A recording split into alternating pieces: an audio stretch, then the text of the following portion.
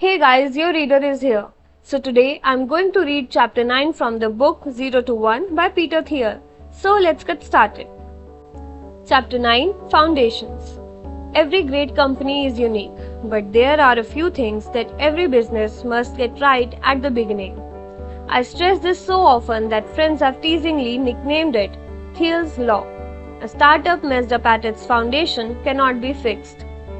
Beginnings are special. They are qualitatively different from all that comes afterward.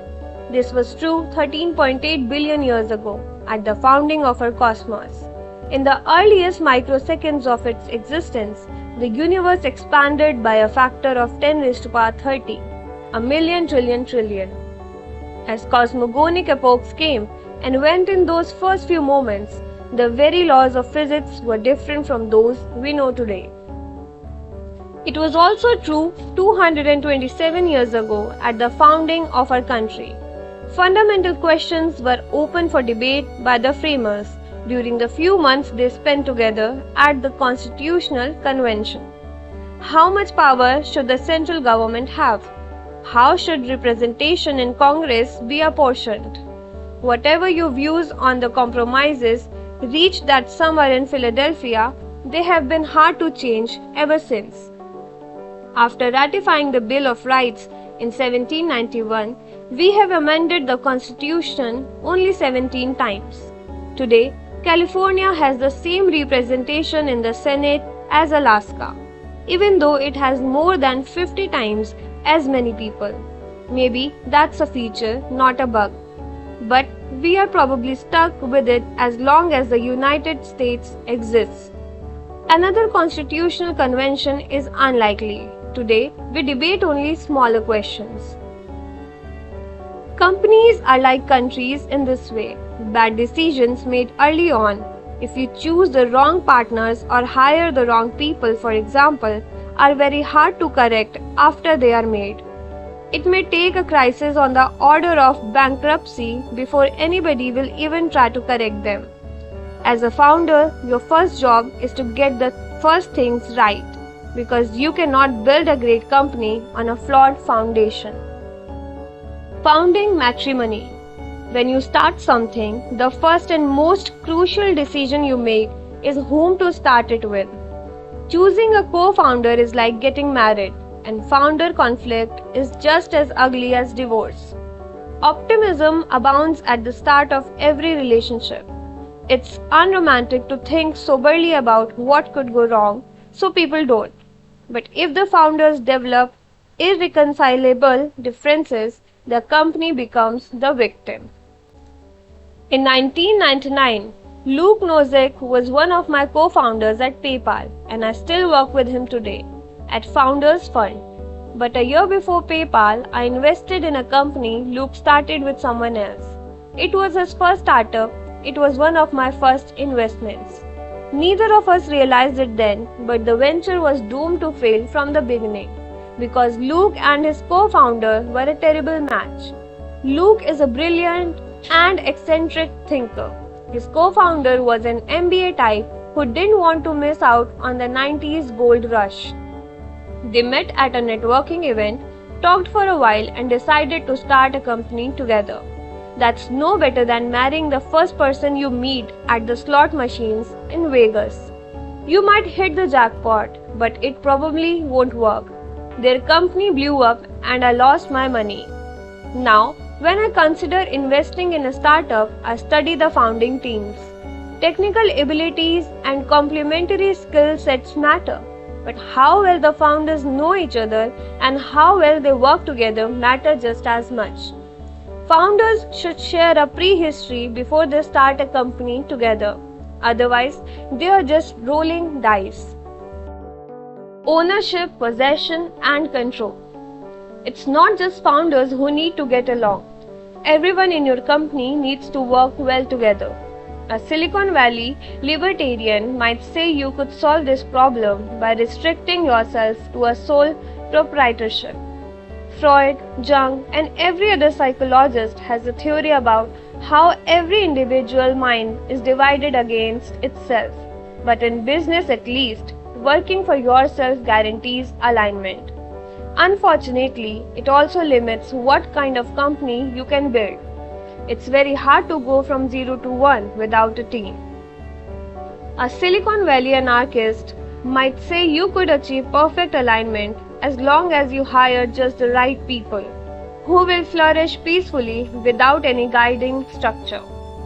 Serendipity and even free-form chaos at the workplace are supposed to help disrupt all the old rules made and obeyed by the rest of the world. And indeed, if men were angels, no government would be necessary. But anarchic companies miss what James Madison saw. Men are not angels. That's why executives who manage companies and directors who govern them have separate roles to play.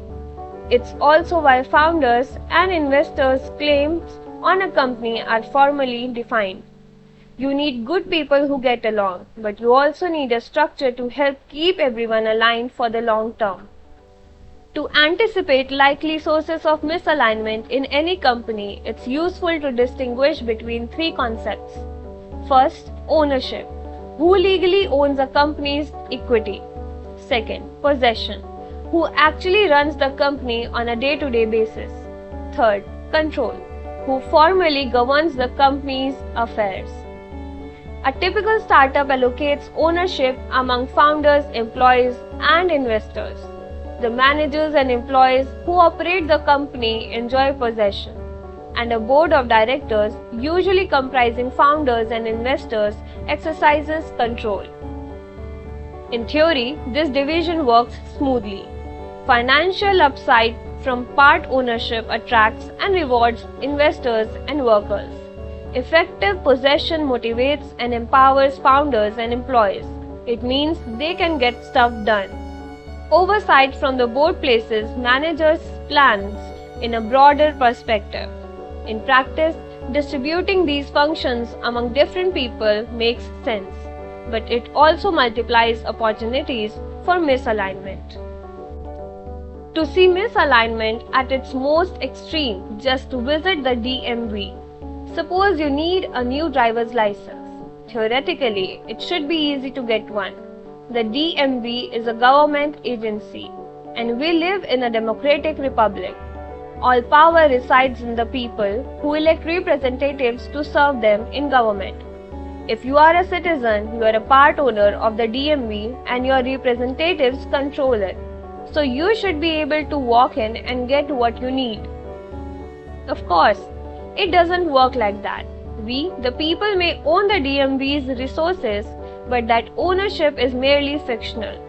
The clerks and petty tyrants who operate the DMV, however, enjoy very real possession of their small-time powers.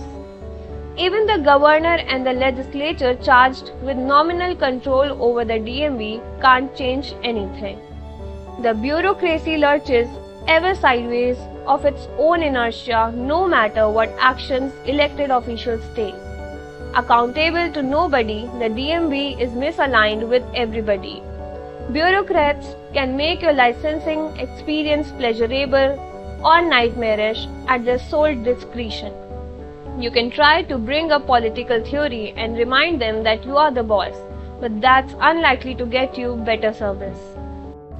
Big corporations do better than the DMV, but they are still prone to misalignment, especially between ownership and possession.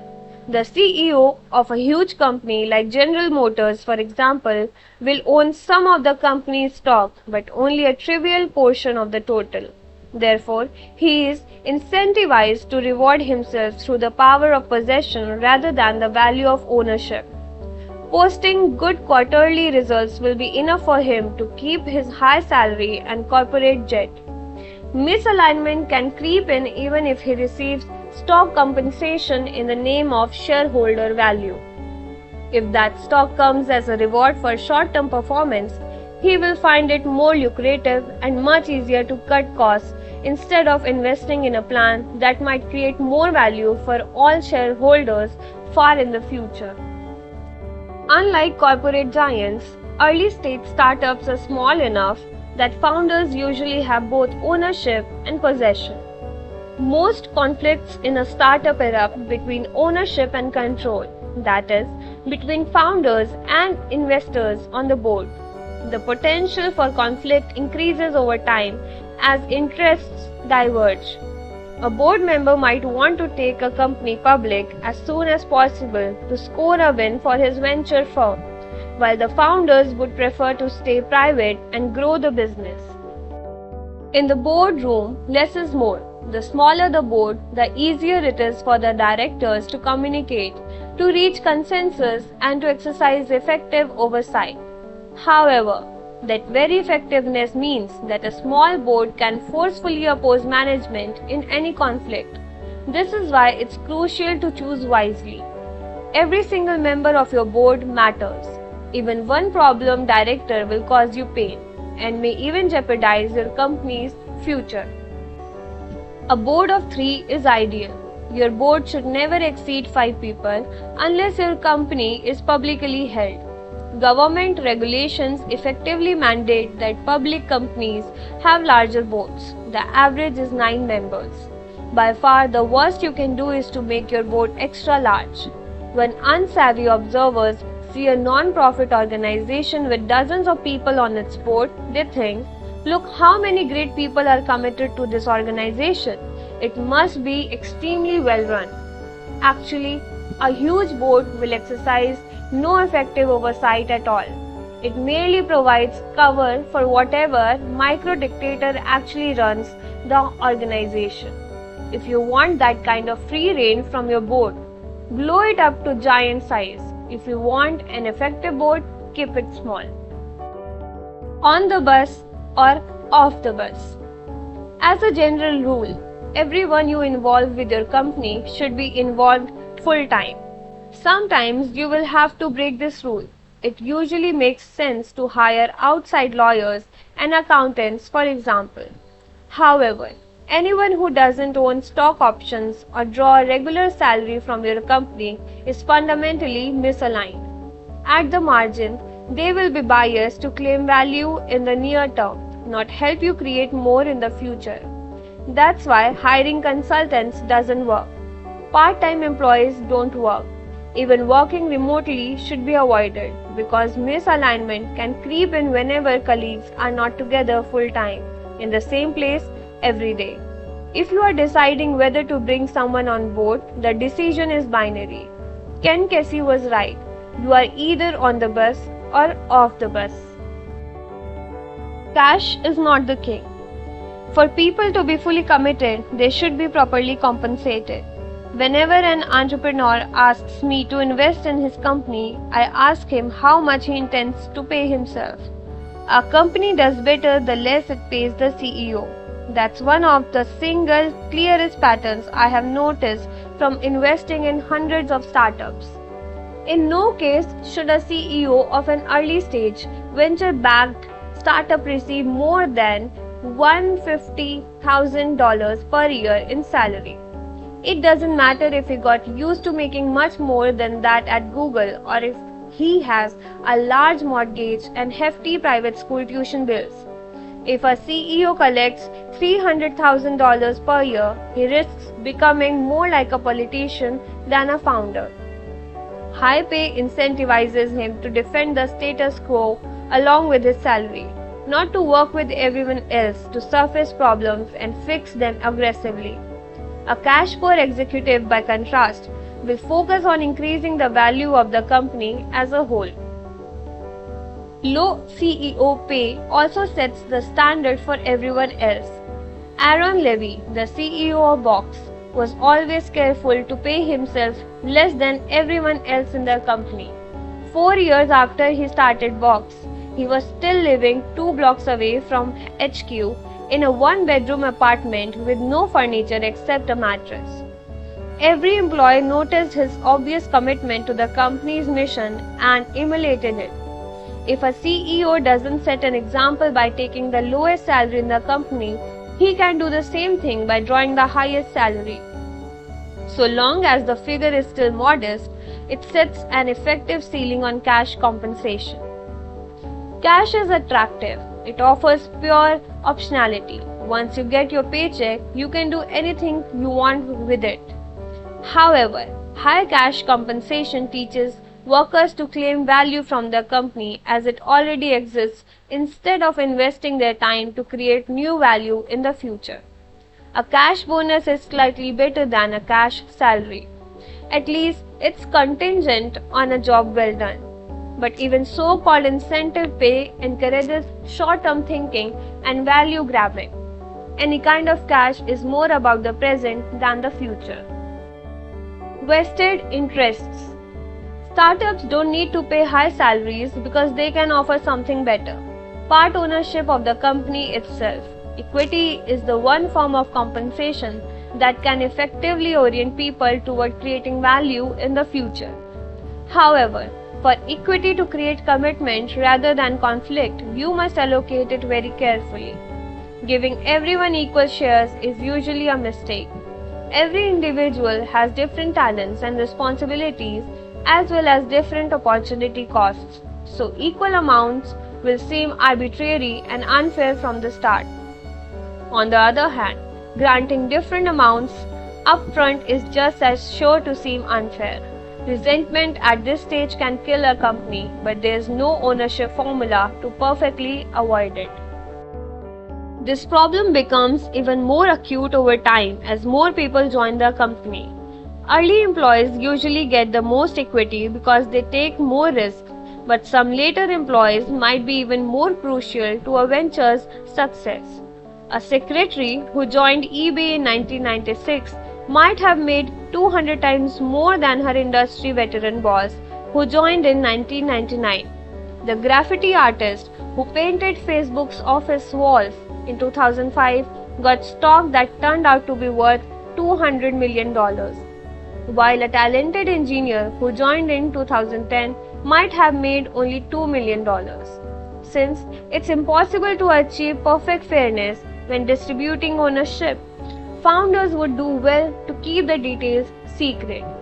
Sending out a company-wide email that lists everyone's ownership stake would be like dropping a nuclear bomb on your office. Most people don't want equity at all. At PayPal, we once hired a consultant who promised to help us negotiate lucrative business development deals.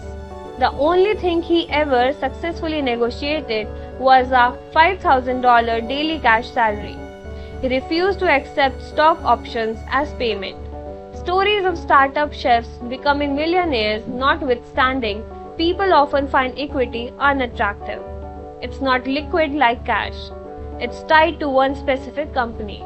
And if that company doesn't succeed, it's worthless. Equity is a powerful tool precisely because of these limitations.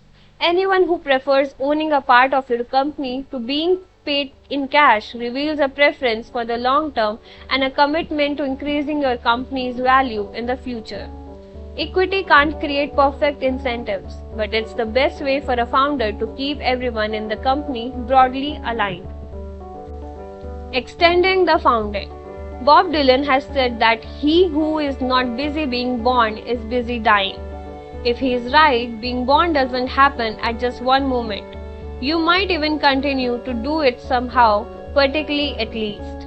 The founding moment of a company, however, really does happen just once.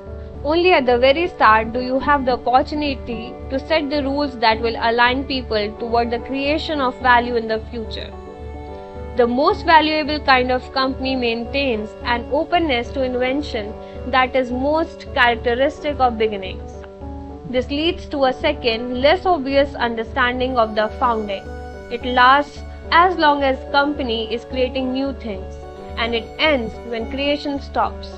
If you get the founding moment right, you can do more than create a valuable company. You can steer its distant future toward the creation of new things instead of the stewardship of inherited success. You might even extend its founding indefinitely. So guys, this ends chapter 9, and for chapter 10, stay tuned till my next video. And please, you can follow the playlist also for the full audiobook. So thank you for hearing this chapter, and I'll meet you in the next video.